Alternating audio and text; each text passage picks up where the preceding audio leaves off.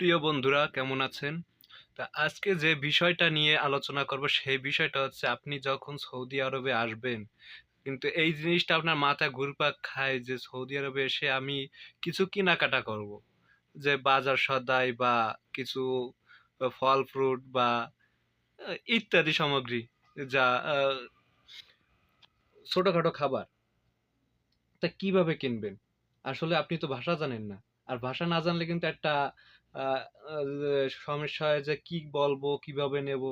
তা আসলে এই বিষয়টা হচ্ছে একদম সোজা। আমরা বাংলাদেশে যেরকম কেনাকাটা করি যে দোকানদারকে বলি, দোকানদার বের করে দেয়। আর এই দেশে সিস্টেমটা হচ্ছে আপনার কিচ্ছু বলা লাগবে না।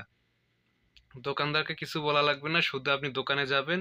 যাওয়ার পরে আপনার দোকানের সব জায়গা আপনার যত দূরে আছে, সব জায়গা আপনি ঘুরবেন, ফিরবেন। যেটা আপনার পছন্দ হবে, ওইটা আপনি নেবেন।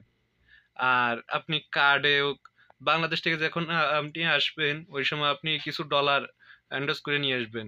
আ এয়ারপোর্টের ভিতরেও কিন্তু টাকা ভাঙ্গানো যায়। যে রাষ্ট্রে যাবেন, সেই রাষ্ট্রের টাকা আপনি নিতে পারবেন। তা যাই হোক, ও আপনি কি করবেন? যদি বাংলাদেশের কার্ড যদি থাকে ব্যাংকের যে কার্ডটা, ওই কার্ডটা আবারই আপনার লাগবে। ইন্টারন্যাশনাল যা ডেবিট কার্ড, ক্রেডিট কার্ড এগুলো যদি থাকে তারপরেও আপনি কিন্তু ওই কার্ড দিয়ে কিনতে পারবেন। তা সেই বিষয়টা হচ্ছে আপনি দোকানের মধ্যে ঢুকবেন, ঢোকার পরে যেটা আপনার পছন্দ হবে। ২ রিয়াল, ৩ রিয়াল, ৫ রিয়াল, ৭ রিয়াল যাই হোক না কেন আপনি নেবেন। নেওয়ার পরে ওই যেখানে দোকানদার থাকে ওইখানে নেবেন। নেওয়ার পরে ওইগুলো তারা স্ক্যান করবে। যে কয় টাকা কি মূল্য বাংলাদেশের মতন কিন্তু ওই রকমের অতিরিক্ত রেট ধরে না। যেটা রেট ঠিক সেটাই ধরবে আপনারে।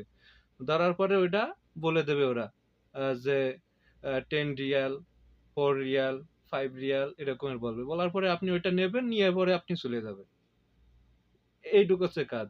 আর যদি আপনি কার্ডে পে করতে চান তাহলে কি করবেন? যে কার্ডটা শো করবেন, একটা মেশিন আছে কার্ডটা শো করবেন, আপনার পেমেন্ট হয়ে যাবে। তা বন্ধুরা আজকের ভিডিও এই পর্যন্ত। ভালো থাকবেন, সুস্থ থাকবেন। দেখা হবে সামনে নতুন আরেকটা ভিডিওতে।